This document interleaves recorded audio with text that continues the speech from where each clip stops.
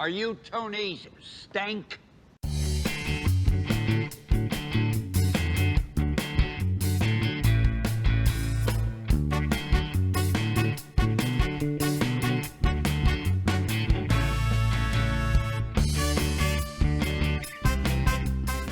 Hello and welcome back to Delivery for Tony Stank, an MCU podcast where we discuss, preview, review, and talk about everything MCU. So thank you so much for being here. I really appreciate it. Wow, this latest episode is an absolute banger. We'll get into the episode in a bit more detail, but I just want to say again, thank you so much for the support. Obviously, people that signed up for the Ko-fi. The first draw was done for the pop, for the Captain Carter pop, and it was won by our very own Todorov28. So he will be getting that in the post very soon. We are going to have another draw. So the next draw is for our lovely Gamora pop. Again, it's also a what if. So it's what if Gamora from the second episode of What If you do want to be in for the draw, which will happen at the end of the month, just sign up in the Ko-fi for as little as £2 a month. You'll support the channel and you will be put straight into the draw. There's no catch, absolutely no catch. The draw's done at random at the end of the month, so please feel free to join. Okay, let's get started. So what I'm going to start doing is kind of talking about the episode before we get into the sort of scene for scene breakdown of the episode, basically. So this episode was about what if Ultron won. What if Ultron was able to complete his work that he tried to do in Avengers Age of Ultron. Now this episode, for me, is the best one yet. This is what it's all been building towards. The way that I'm seeing this, because this is obviously the second last episode, there's then going to be another episode, which is the finale. The way that I'm seeing this is that all the episodes that have come beforehand are like, it's basically like phase one. So you've got all the episodes beforehand that are giving us the buy-in to each of the characters and each of their stories, and little Easter eggs that kind of, you know, point us all towards one direction with like the Watcher and things like that. And now this is the culmination. So this is basically, these two episodes are our Avengers film, if that makes sense, the way that I see it. Because it is all led to this, and wow, it was incredible. Absolutely incredible. Best episode of the series so far, hands down. And I'm excited to see what happens in the last episode. I don't know if I can top it. If it does, then great. If not, then I completely understand. But what we'll do, we'll get into it scene by scene now. And yeah, after last week's disappointment, this was exactly what I needed. This giving me hope again. It's giving me hope again. But so yes, it was incredible. Absolutely incredible. Now, the intro, as we spoke about before, the intro kind of sometimes gives away things. It didn't this time. It didn't give away anything. It did kind of throw me a little bit because one of the names that was shown was Ross Marquand, who, if you're aware, he actually took over the role of Red Skull after Hugo Weaving decided not to be in it anymore. So Ross Marquand, he was Red Skull in Infinity War on Vormir. So I thought it was going to be a Red Skull appearance. I didn't know if we're going to see Vormir or something like that. But no. So Ross Marquand here, he actually did the voice of Ultron. So it wasn't James Spader. He did do the voice of, well, Ultron. So Visual, I don't know. I don't know if I just call him Ultron or if I should call him Visualtron. Ultin. Anyway, Ultravision. Right, we're going Ultravision. He did the voice of Ultravision. So this Ultravision is the one that we obviously saw at the end of the last episode, the with all his Infinity Stones in his army. But we do start off the episode with another kind of Watcher monologue, where he talks about the story that's actually broken his heart. He said that we've seen this before, a universe in the final days of destruction. But this particular story broke his heart. Now, obviously, we do find out later that it's because of, well, more than metaphorically breaks his heart. Actually, pretty much literally. The Watcher we see here as well, he's again a lot more reserved. He's actually further back. So each episode we've seen him come further and further towards us, and we've seen more and more human aspects of him. But this time he's right back to pretty much where he was at the start of the series. He's like an ethereal figure, illuminated by like the stars and just his eyes basically. But we come down and we see what we suspect is New York City desolate. Buildings are broken and toppled over, and a motorbike fires past with a really, I love the way they did this. Again, we've spoke about the lighting and stuff of What If, but the way that they have the red brake light kind of holding, the light is almost holding as Black Widow fires past. One of the things that I like the way that New Rockstar spoke about it. They said it's almost like putting blood in the water for the sharks or the sentries to chase after, because obviously they lead them into a trap. So Black Widow on her motorbike leads this gaggle of sentries, Ultron sentries, towards Mr. Hawkeye with his metallic arm. Again, this is Jeremy Renner is back. So Lake Bell reprised her role as Black Widow. She voiced her in the Whodunit episode. She voiced Scarlet. I keep saying Scarlet, but Black Widow, Natasha. So basically, all we have left is Natasha and Mr. Hawkeye, Jeremy Renner. Excellent scene here with the sentries coming from obviously behind Natasha, and one's flying from behind sort of the some of the buildings, but Hawkeye is able to dispatch them relatively easy until Natasha is taken off her bike by the sentries, essentially flying her. Again, it's so well done. It looks almost like almost anime like, which I love. It looks almost anime like the way that it's kind of set out. But yeah, loved the scene. Thought it was such a strong start to an episode. The sentries land on a rooftop where Hawkeye was, but he's actually shrouded in like a invisibility cloak. So it is actually the same sort of material that like Natasha's used in Captain America: Winter Soldier, with the sort of the different style face and things like that. It's been used a couple of times in different films. And yeah, Hawkeye dispatches of the sentries up on the rooftop. And again, the sort of like tracking shot that it has as he goes around and kills them is phenomenal. The fight scenes in What If have been, even in the weaker episodes, have been really, really well done, and again, a testament to the creators. I loved it, absolutely loved it. Black Widow talks about how they've got 30 seconds left till the hive mind, till they connect to the hive mind. So this is where we find out that Ultron is essentially the hive for these sentries. What I got from that was essentially that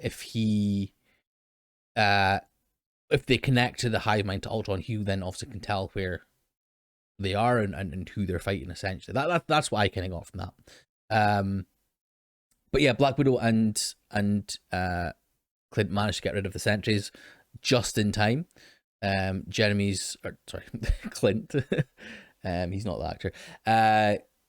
Clint's metal arm, it looks like a sentry arm, is actually shot off by one of the sentries as well, and he's kind of tackled down from like a 10-story building into the snow below by one of the sentries. But Black Widow uses the motorbike to fly up and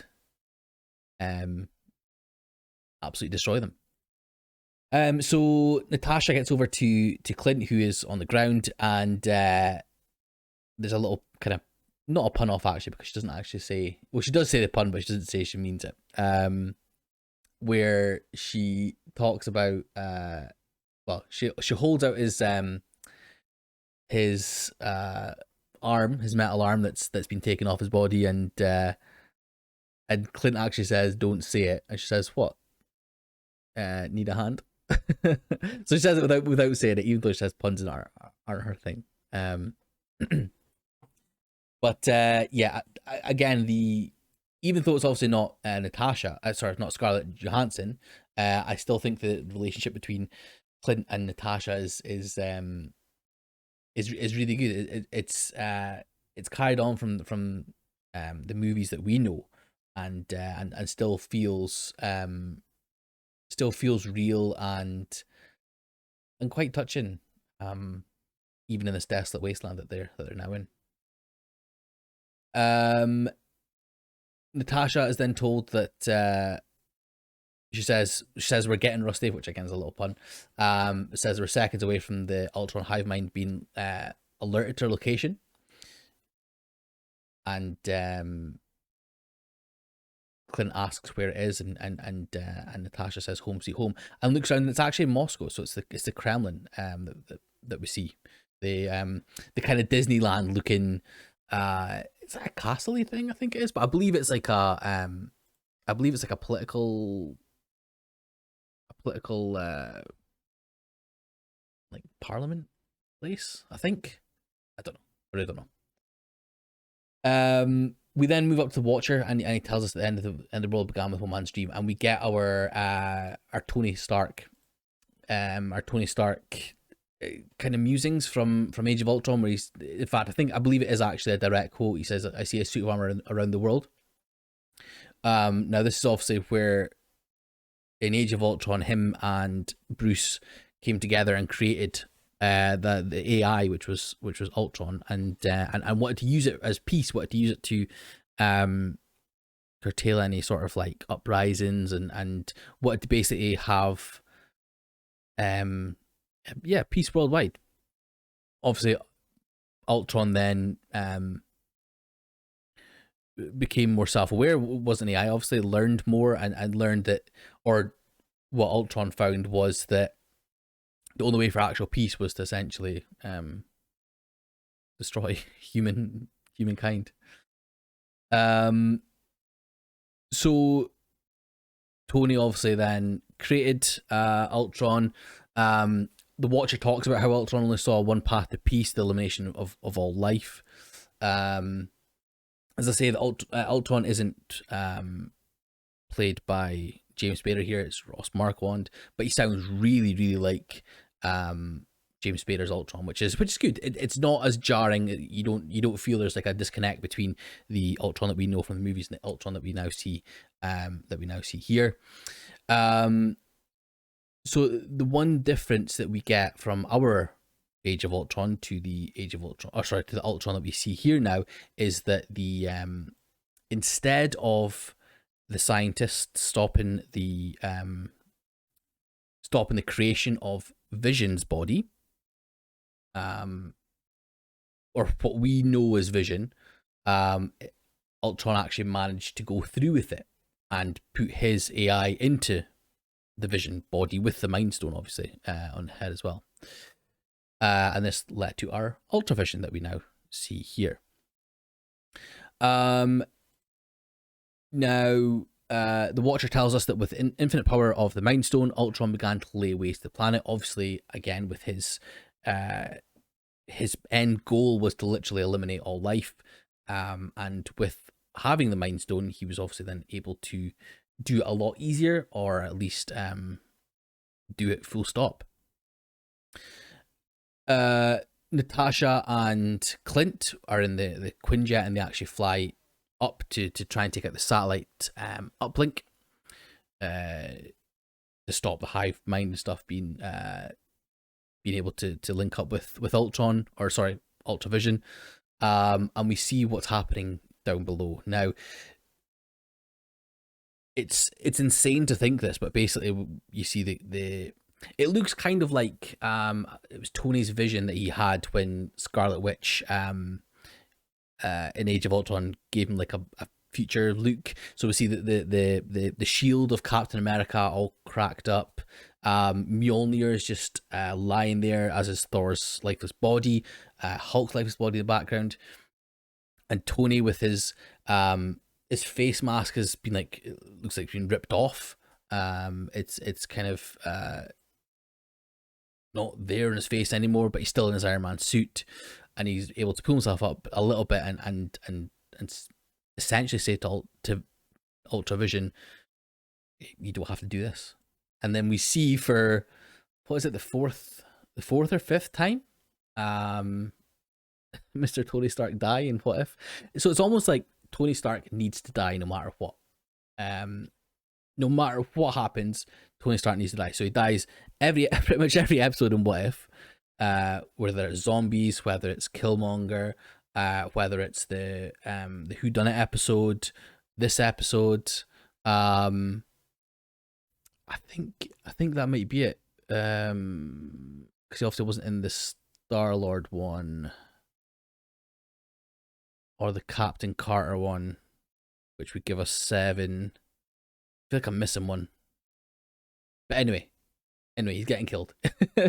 He's getting killed again, this time by Ultravision. So it's almost like Tony Stark needs to die. Obviously, if you've not seen it yet, and well, I don't know if I'll give a spoiler warning for the actual MCU, because if you've not seen it yet or you don't know what happened, then I'm sorry, I don't know what to tell you. But yeah, he obviously died then. He died in Endgame after having the Infinity Stones. So it's almost like it needs to happen. Tony Stark needs to die for things to for things to progress, for things to go forward. It's almost like a Nexus event or an Absolute Point. I keep getting mixed up with Nexus events and Absolute Points, but it's almost like in every single timeline, every single universe, it has to happen. Even because again with MCU, even in the one timeline that they won, he still had to die.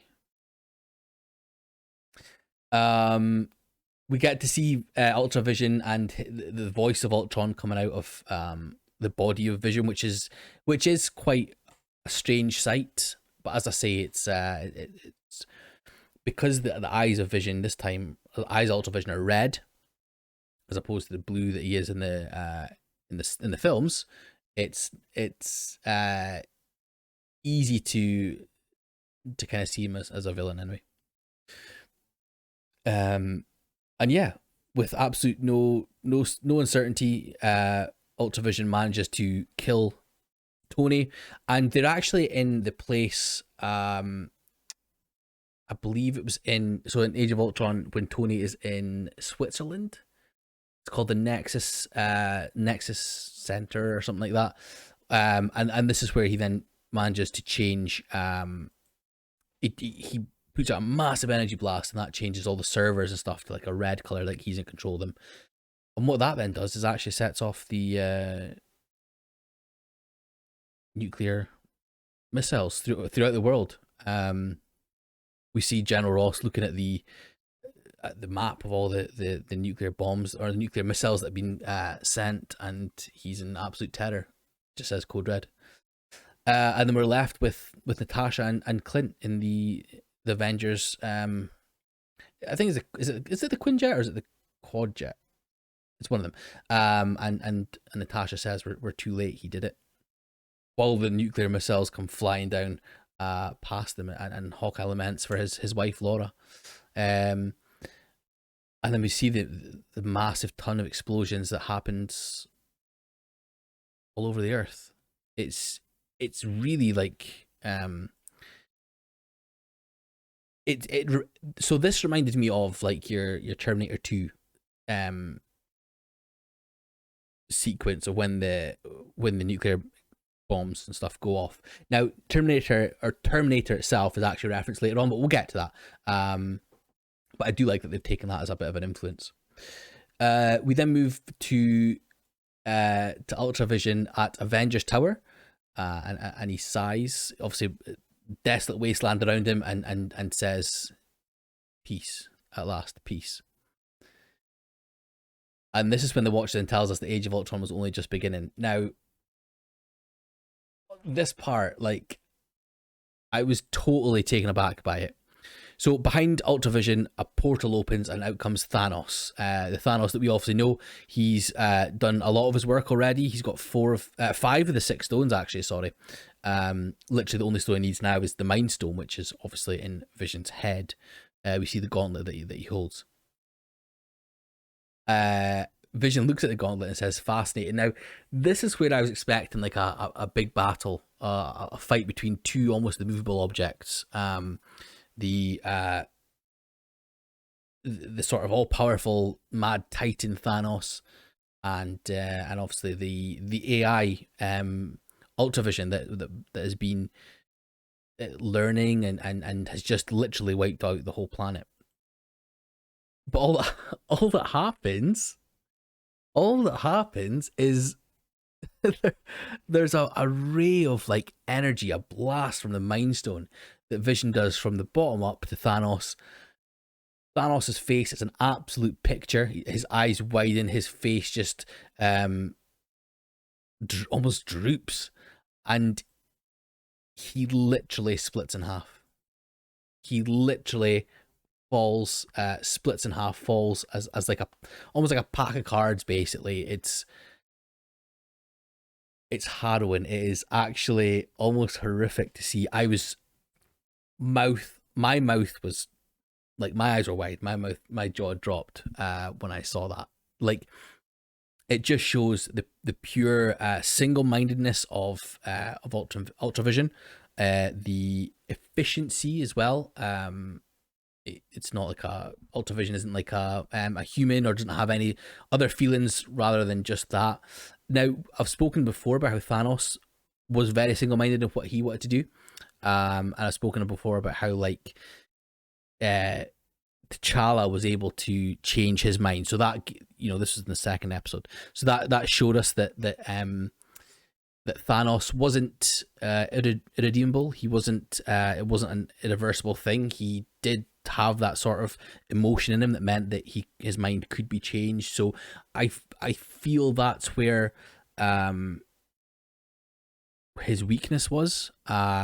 With Ultravision, it was just straight up, knew exactly what to do. Boom.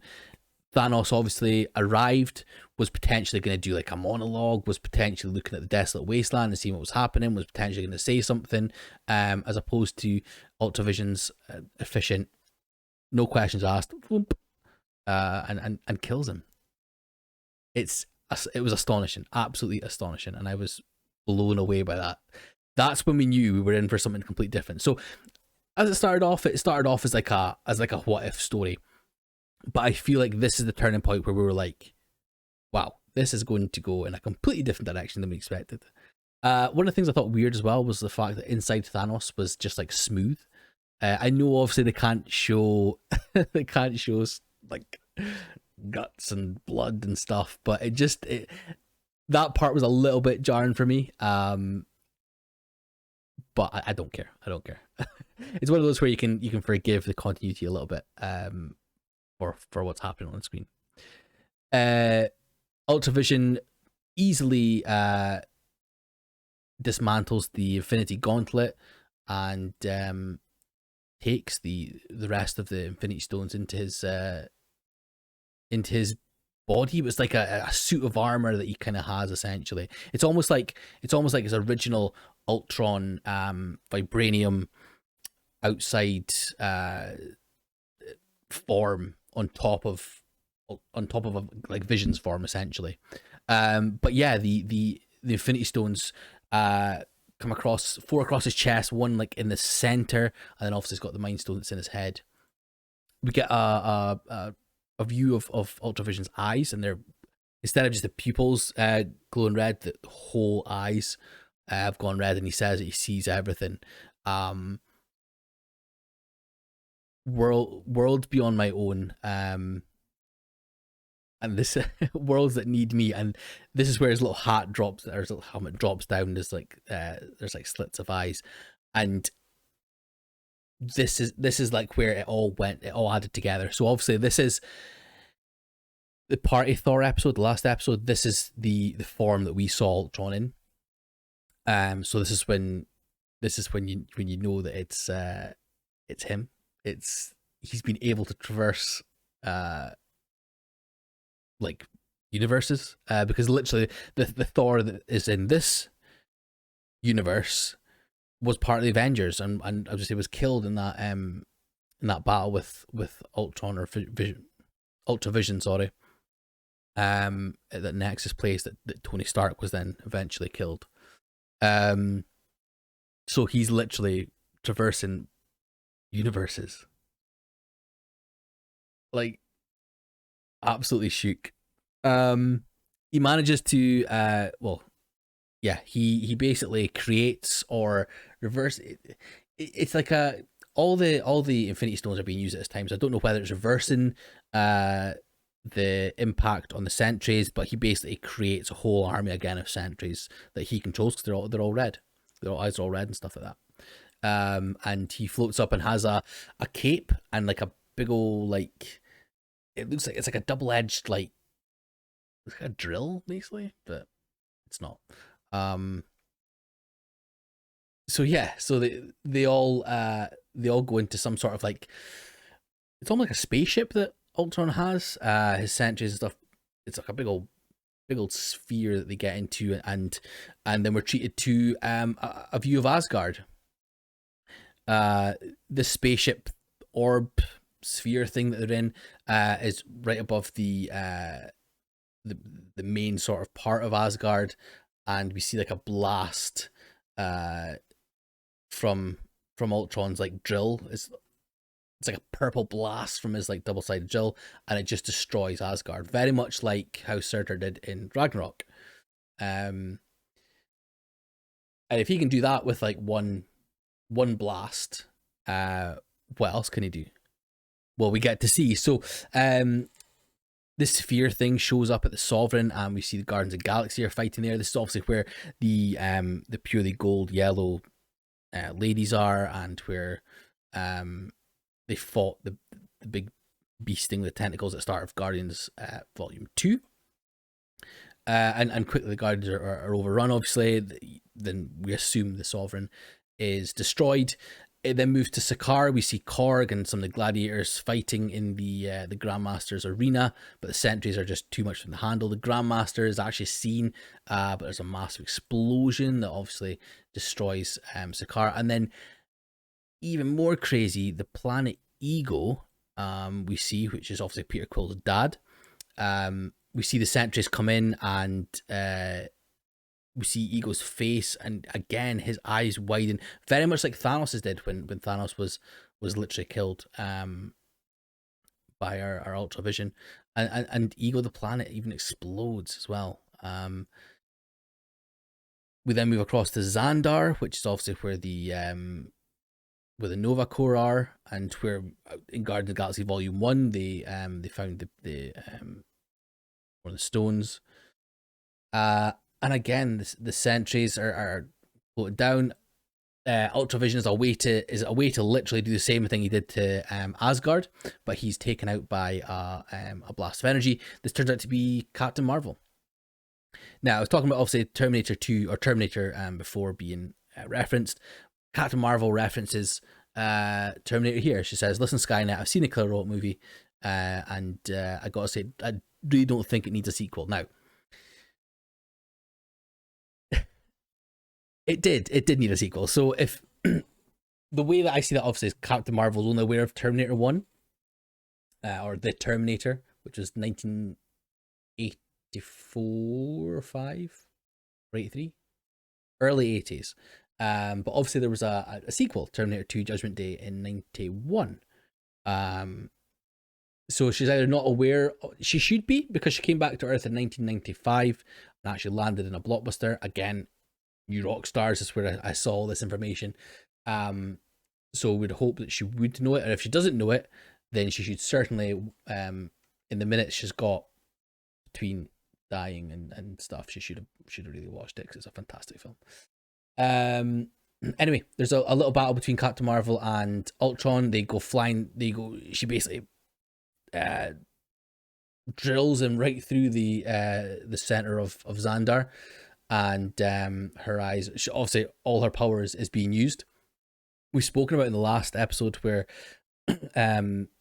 Captain Marvel is actually holding back in a lot of stuff she does, because if she doesn't hold back, then we're essentially destroying worlds and stuff. Now here, the way that I see it, the fact that they've gone down to the actual core of the planet and there's a massive explosion, the way I see it is she's not holding back here, which makes it even more insane that Ultron is basically just taking these punches. Captain Marvel tries to is holding on to his face and trying to essentially like burn it up, basically. But Ultron is able to actually escape from it. He even says there, "You have spirit." Grabs her hands, literally rips them off his face, and then blasts her with the might of the Infinity Stones, and we see Xandar explode. Like, it's insane. It's actually insane. So Captain Marvel, and Kevin Feige's talked about this multiple times, that Captain Marvel is the strongest, one of the strongest beings in the whole MCU. And Ultravision was literally able to just rip her hands off of him and took all her power, and still came out the victor. Wow. So we then see Ultravision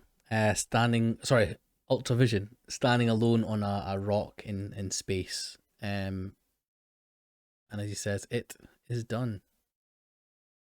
And his wee helmet disappears, and he just looks off into nothing. And there's he's obviously done. He's destroyed every planet. He's destroyed every life form. And he closes his eyes, and is what he says. He just says, "At last." He just closes his eyes, puts his head down, and says, "At last." Now, as I said before, I watch New Rockstars, and I watched this episode a few times. One of the really interesting things that New Rockstars brought up is that the Watcher is now going to interfere without meaning to interfere, because he starts talking about how the Watcher starts talking behind Ultravision's shoulder about how the realization that they broke the machine. With the mission complete, Ultron was now to program without a purpose. The victor without a war, sentenced to spend all of eternity alone. Ultravision hears that, turns around and says, "Who said that?" The Watcher continues basking in the boundless. The Watcher continues with basking in the boundless silence of his universe. Ultron ascended to a previously unattainable level of consciousness. And Ultron turns around. The Watcher says he became aware of another. He became aware of the... And then there's obviously... we see... So Ultravision turns around. We get a shot of the Watcher's face as he says this. And he realizes that Ultravision has now become aware of him. And Ultravision says, "I see you." And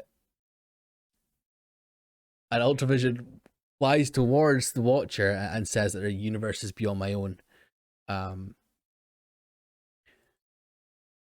oh my god, here we go. This is breaking multiverses from a character that isn't our Watcher, who's watching over the things. Watcher tries to swipe clean the kind of like prismy. It's almost like a one-way mirror, basically, but it's like kind of shardy and prismy kind of thing that obviously Captain kind of not references, but it's kind of in place of like a showing the multiverse, multi-dimension and stuff. And this is the first time we see the Watcher like scared, like genuinely scared, and I know I would be too.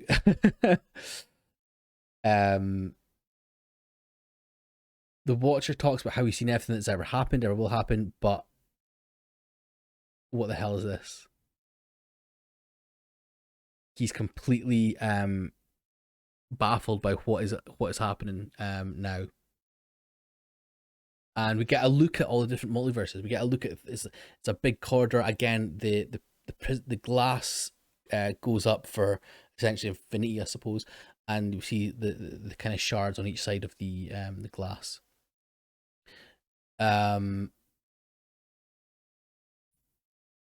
Ultron says that he will find him, and the Watcher kind of talks about how he's not as invincible as he thinks. There's still hope for this universe. And we get put back down to reality. We get put back down to the Earth that we saw at the start of this, where we have Natasha and Clint. And like at this point, I am confused. I do not know what's going to be happening here, because we've never been this far down the rabbit hole in terms of multiverse before. Certainly in What If anyway, we've never actually been to a point where, okay, sometimes the Watcher has been conversed with, because obviously conversed with Doctor Strange Supreme, but this is the first time we've actually seen the Watcher literally scared. Now, the thing about the Watcher intervening without meaning to intervene, as New Rockstar said, if the Watcher doesn't talk, literally probably we're saying like maybe a couple seconds. If the Watcher doesn't talk, does Ultron then self-destruct? Does Ultron then shut down? Does Ultron just destroy himself and the Infinity Stones? Because his work is done. He's not going to obviously sit around in a vacuum, a vast void of nothing.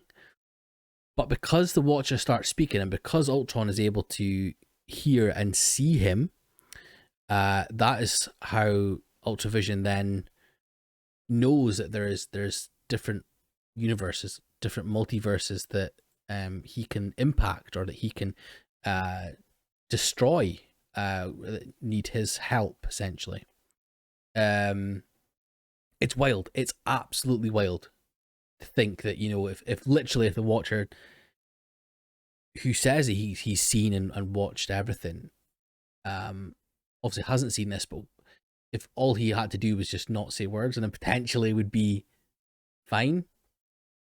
It's crazy. It is actually crazy to think that is just what has led to a path of even more destruction. Clint and Natasha get into the KGB archives, and Clint makes a thing about a reference to Raiders of the Lost Ark. So at the end of Raiders of the Lost Ark, if you're not aware, it's the artifact is put in like a massive warehouse, where all the artifacts are held, and the camera kind of pans up. So we get a shot very similar to that. So in the KGB archives, where everything is like hard copies, Natasha says that hard copies are harder to steal, easier to destroy, but code is slippery and never dies. Now basically what they're doing now is they just need to find a way to find something to destroy Ultravision.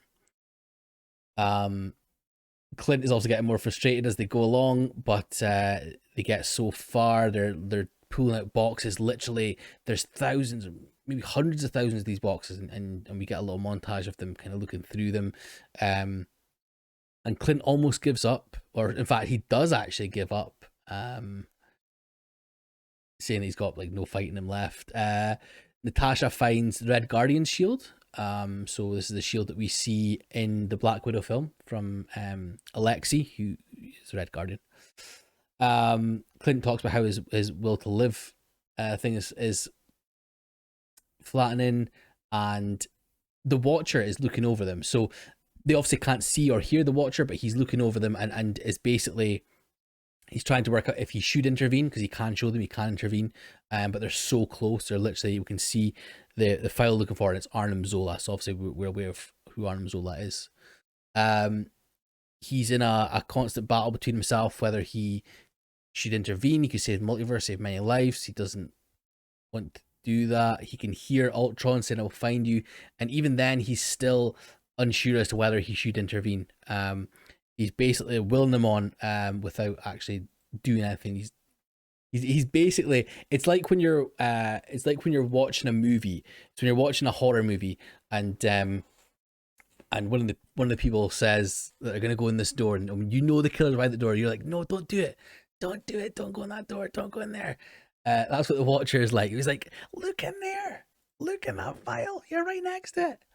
And Clint actually starts to pull out the box that the file's in, but then puts it away. He's almost like given up. Luckily though, Natasha decides to actually look in and look into the file and finds the Arnim Zola file. So yes, Natasha and Clint are off to Siberia to find Zola, who is a man, or was a man, basically. We also know who Arnim Zola is. He was the AI that was in well, he was obviously the Doctor in Captain America First Avenger, but it was the AI that Steve and Natasha found in Captain America Winter Soldier. We go back to the Watcher in his little multiverse land, and he's kind of almost celebrating that they did it. They found it. There's still hope, but then all of a sudden, Ultravision blasts through the glass, blasts through the multiverse glass, and comes face to face with the Watcher.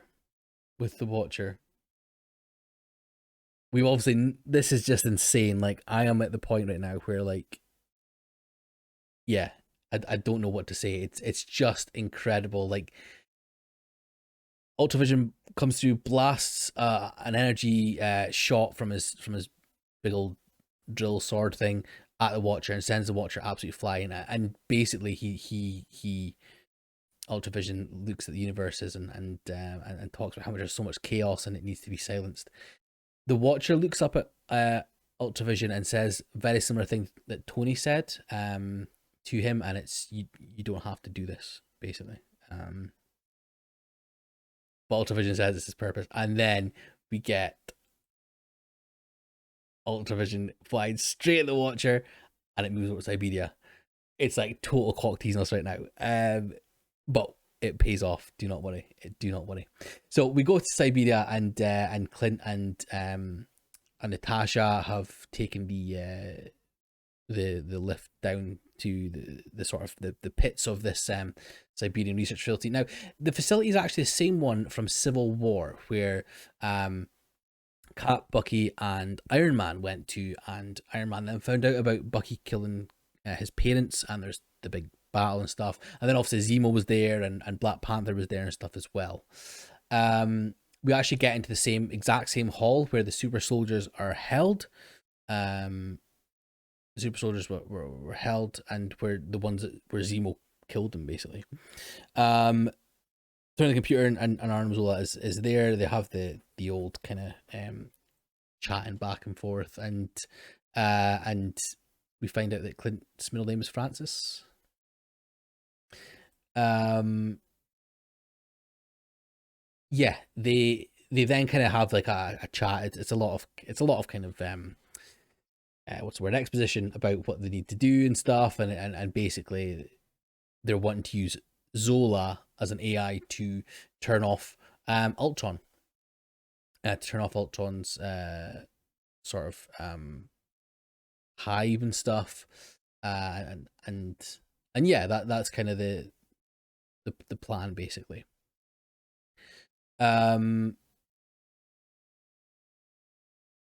They finally get Zola to agree to doing it, and the whole plan is to get Ultron, or what they think is Ultron and the sentries and stuff into this facility, and then infect him with this AI of Zola and destroy Ultron from there. Essentially, that's kind of the that's essentially their plan. Hawkeye uses his little Bluetooth USB arrow and uploads Zola into an arrow. And so yeah, the plan is to get Zola into a sentry drone and make him part of the hive, and and finish off Ultron from inside, basically. And that's it. That's the plan. Okay, so we're then met with sentries who are coming into the Torch building, and a whole group of them that crawl through the sort of like the entry into this area where the, like I say, the super soldiers and stuff were, where Zola's computer was, and an arrow fires out of the darkness, and it's the USB arrow that we see uploads Zola into the sentry. Now Natasha uses Red Guardian's shield, the one that she found in Moscow. Uses it very skillfully, actually, to be fair. Almost like she's a natural at it. And yeah, Clint and Natasha are able to hold off sentries and get this one that has Zola being uploaded into like a separate part of the area, and allows time for Zola to be uploaded to the sentry. They shoot off the legs of the sentry as well, just in case Zola tries anything funny, basically. And yeah, and Zola does like a sentry blast kind of thing, and they wait to see if it worked, and unfortunately it doesn't. So they're still blasting at the door. Zola says it's because Ultron, the hive mind, is out of range. As we know, he's off world, so the sentries are still basically coming. So Zola bot, Natasha and Clint make their way up the silo, the missile silo thing. This is actually again the same place where Iron Man chased Bucky and Cap up. You remember there's a part where part of Iron Man's like armor gets pulled off and stuff, and he has to like go up with just like one blaster and stuff. It's a really cool scene actually in Civil War.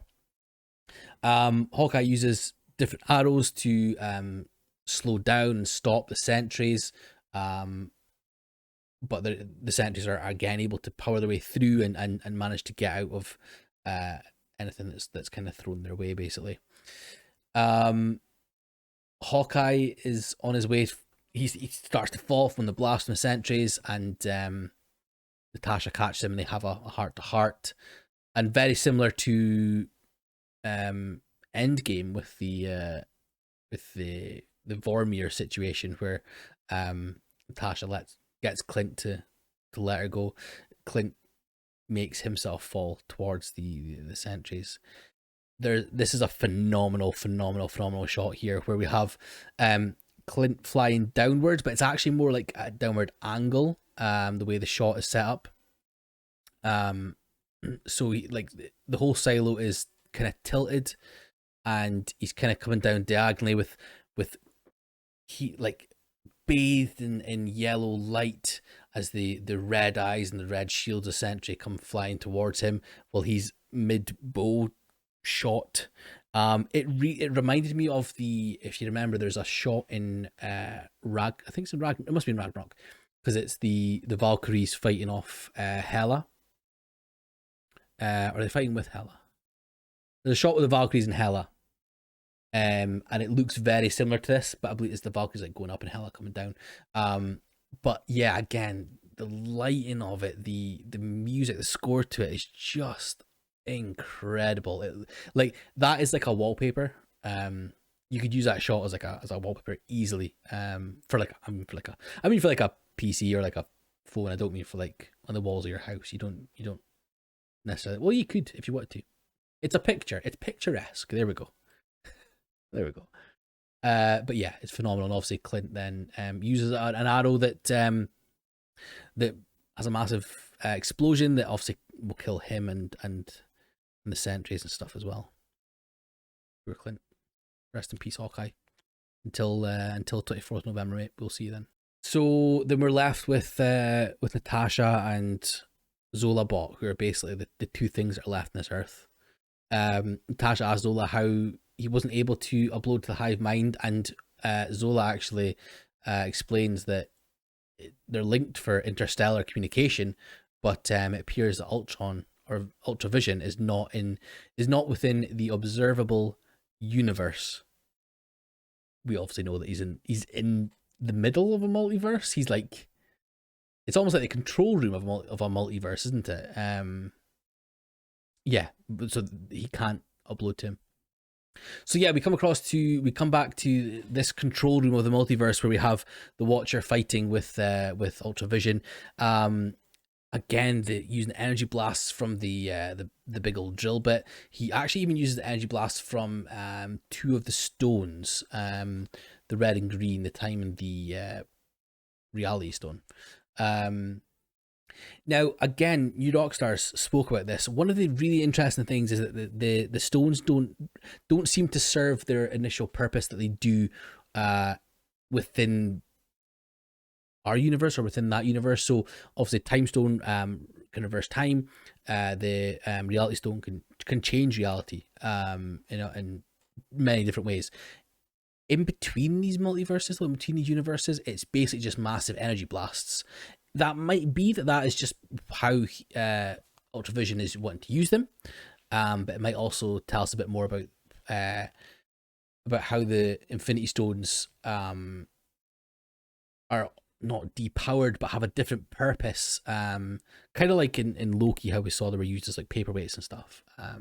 Because they're not in their original universe, do they have a different sort of purpose? Do they have different powers and things? The Watcher uses some of his powers to fire Ultravision miles away somewhere. And again, he laments again how it shouldn't be possible. But Ultravision turns up behind him and says anything is possible in a multiverse. So this Ultravision is learning the ways of the multiverse, how to use the multiverse to his advantage, how to use it to traverse different multiverses and things.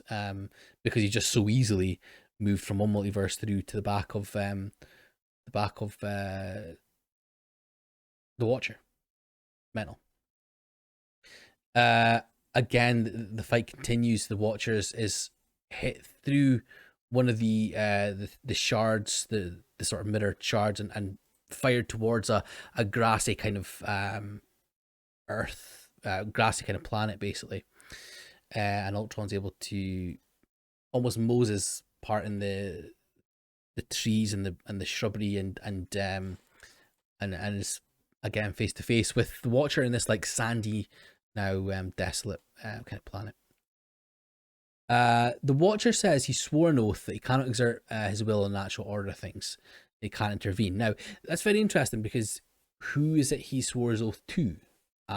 There's obviously going to be some sort of like overriding power that he not works for, but is watching for. Well, that's the way I take it anyway. I don't know. It's very interesting, but yeah, the Ultravision says he is the natural order of things. Now that's quite a badass line. I am the natural order. Like, if you went up to someone and said to them, "Listen, I am the natural order," they would be scared. They would be quaking in their boots.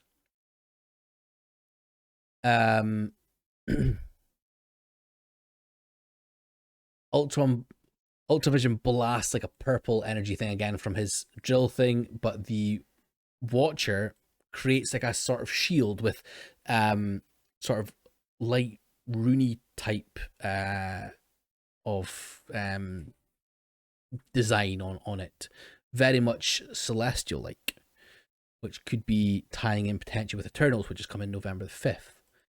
And he manages to get through the blast and throws Ultron back. Watcher then transforms into Ultimate Watcher guy with massive armor and stuff. It looks awesome. It looks so cool. And his line, "You cannot compute the power of my will," again is such a deep barb. That again is so badass. Once more, we have a fantastic fight between the two of them. There's energy blasts, right, left, center, punches.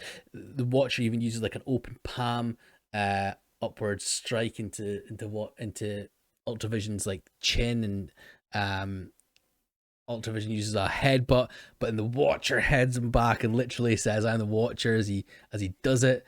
Energy blasts everywhere, and Ultravision flies towards the Watcher, catches him, and pulls him through different multiverses. So we see like a universe with like sandy pyramids, like a ice kind of planet. There's one that's like a lava-y kind of planet, and it looks like the Star Wars planet in Return of the Jedi, Episode 3, Revenge of the Sith. Sorry, getting all mixed up there. Any of you Star Wars fans will probably be in the comments giving me pelters for that. It's fine.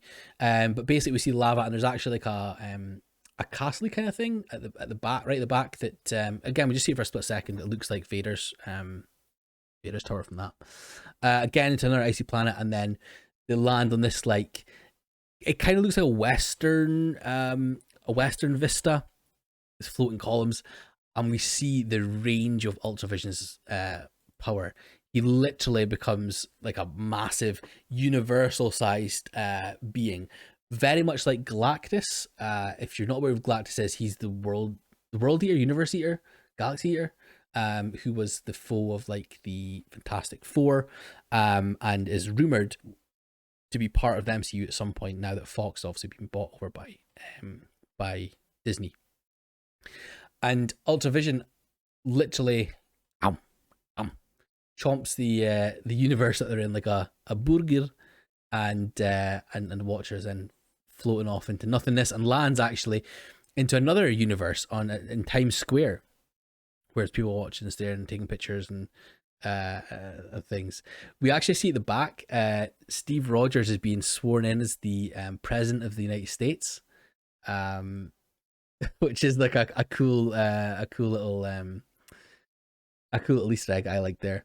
I mean, who better to lead the United States than literally Captain America? Yeah.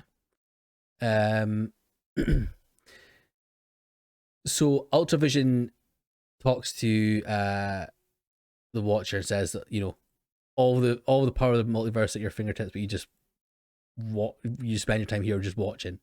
And he also says, we'd not be doing something better than watching. And to be honest, it's a lot less creepy if you weren't just watching, because it is kind of creepy just him staring the whole time, like he did with when Ultron first saw him and he kind of closed the shards. It's almost like he was staring through the window, through the curtains, and then when someone saw him, he closed the curtains really quickly, like some sort of creepy guy would do. Ultravision is a massive hammer fist on the Watcher, blast him, and shards push out everywhere, changing Times Square to Wakanda, and then with another punch of the fist, it changes to like a medieval thing. Punch him again, it changes to Skrull Town, and a few different punches, and it changes the world each time that he does it. They end up on like an ice planet-y thing again, and Ultravision essentially talks down the Watcher, says the boundaries of the multiverse are irrelevant to beings like you and me. Didn't evolve by staying inside the line. So the Ultravision is essentially saying there that he is now at the same level as the Watcher, or even at a higher level, which is insane, because the Watcher, as we know him, is an all-powerful, omnipresent being that you know is is further above our comprehension than anything else. Ultravision starts to grab onto the Watcher's head, and cracks start to appear, very much similar to the way that Captain Marvel was trying to kill or trying to end Ultravision in the core of Xandar. Just before the Watcher's head actually explodes, he's able to grab a fist and push Ultravision's hand away, and then make his way into like a purple blasty portal away from Ultravision. So this then leaves Ultravision as essentially the Watcher. He says he's in the multiverse control room, and he says that he can see everything from here. So he's essentially taken the step of the seat of the Watcher. We do then see the Watcher looking forlorn. It's and his eyes are kind of disheveled, and he's looking so sad. And over his shoulder, we see the silhouette of someone we've met before.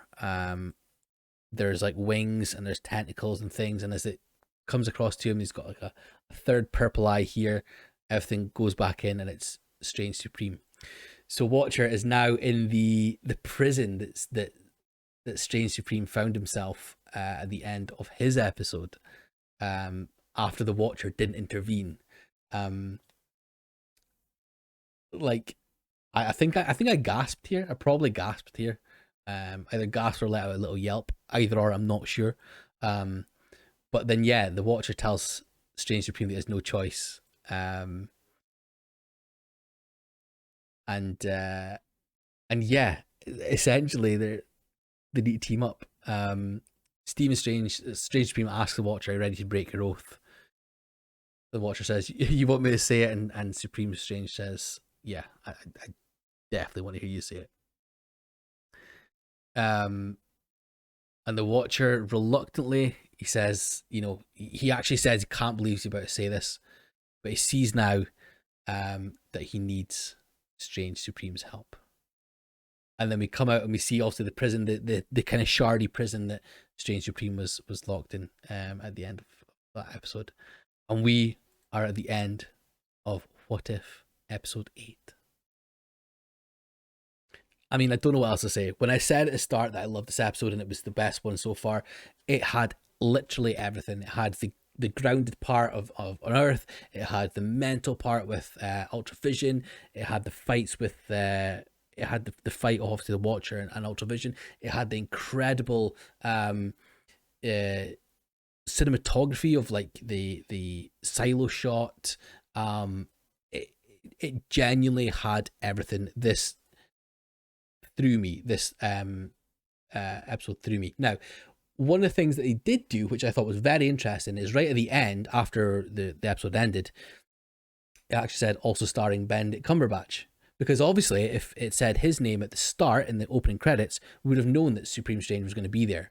And that's, I think they've taken my advice. I hope they've taken my advice, because I've said before that the opening credits could potentially ruin some surprises for you. But I'm so glad that they waited until after to say Benedict Cumberbatch's name, because that would have really sucked if they'd done that. But yes, what an episode. I'm going to be, what I've said before is with TV shows, I'm going to rate them as like an overall. And I like this episode has cancelled out how I felt about last episode and more. So I think what I was going to get a pretty good rating from me. But yes, incredible episode. I am so hyped for the next one, which is on Wednesday. What date's that? The 6th. Wednesday the 6th. Incredible. Brilliant. So I have, just to kind of give you an idea of going forward as well, I have now seen Shang-Chi. I went to cinema for the first time in 2 years after the pandemic, and I saw it, and I don't want to give too much away, but I will be doing a podcast about that. The plan is to get a podcast for that out around about the 23rd of October, so a couple of weeks after the last What If episode. Then the Eternals comes out on the 5th. What I'm wanting to do as well is so with Eternals, I'm gonna wait again a couple of weeks until after it's out, or maybe the week after potentially. In between that, we're going to have another episode though. So in between the Shang-Chi podcast and the Eternals podcast, we're going to have an episode, which is going to be with a special guest, and we're going to talk about their favorite ever or their favorite Marvel movie, and we're going to chat about that in more detail. So look forward for that. That will probably be out round about kind of the week after, maybe 8th, 9th, 10th of November. Also have that out, and then my Eternals episode will hopefully be out towards the end of November, and then we'll be into Hawkeye territory. So if you're not aware, Hawkeye is starting on the 24th of November, and it's going to be weekly. I don't know how many episodes it should be, but we will be doing discussions about them as well. So yes, that is us for another podcast, an incredible podcast. I'm so hyped for it. So as I said, the way I see it is every single episode so far has been phase 1, and this is our 2-parter, which is like our Avengers. Obviously it's even bigger scale because it's not just kind of focused on like a grounded part of it. It's kind of it's not kind of, it is mental. So I'm really excited to see what the final episode brings, and if we're, as far as we're aware, it's going to bring basically bring a team up of sorts of the characters that we've seen so far in the other ones. So yeah, we will see what happens. Right, over to Twitter to see what you guys thought about the episode. So first of all, we had a tweet from @foodhighway. Literally said no words, and then the gif of Michael Scott in the office saying, "Oh my god, it's happening, it's happening." Yeah, man, I felt the exact same way. I was just blown away by that. Mikey Cubed said, I've enjoyed every episode so far, some a lot more than others, but this was top tier Marvel. Great story, brilliant action, and something that's been missing so far in the series: consequences. It felt as if what happens here might affect the whole MCU. Loved it. Completely agree. This is the one that it's like, because of the whole multiversal thing, absolutely. Like I wasn't sure before What If came out if it would actually have actual MCU consequences, but I can see it happening now, especially with the folks in the MCU, with obviously with Loki, with the multiverse stuff with Loki, with No Way Home, with Multiverse of Madness, with WandaVision, and yeah, it's I genuinely I'm so excited to see what happens next. Bulls Celtic said, oh my god, what an episode. And I think that was basically what I said as well. There's not much more to say to it other than if you haven't watched it, you need to watch it. It's just unbelievable. Absolutely unbelievable. But yes, that is us for our episode then. Thanks so much for the Twitter comments and stuff there. Again, obviously, give us a follow on @DeliveryMCU if you want to get your tweets shown on the podcast, which we've done with these ones. And again, if you want to join the Ko-fi, which the link for it is down here down here, ko-fi.com/delivery for Tony Stank. You can find all our links and stuff on Twitter. We've got a link tree. Everything's there, so feel free to have a look in there. As I say, as little as £2 a month, and you'll get entered into the monthly draw. And the next one is this Gamora. The Gamora looks amazing, by the way. I don't know if you can really see it much. Again, if you're listening, you won't be able to see it at all, but the armor is really, really cool. Let me put it in front of my face, see if it zooms a little, focus it a little bit. That's a little bit. You can see kind of the way the armor is, and the sword and stuff. It's so cool. I honestly wish I hadn't started doing this, because I would just keep the pots myself. But I'm giving something back to you guys. So yes, feel free to join up there. Again, congrats to Todd for winning the Captain Carter one. And a shout out obviously to Kev, to Snez, to Mikey, and Todd as well for joining on the Ko-fi. Thank you so much, guys. I really appreciate your support. But guys, that is us. We'll be back next week with the final episode of What If. I can't wait to see what it brings. I hope you're all excited. I very much am. But yes, that is us. Thank you so much for your support, and I will catch you all next week. Bye-bye.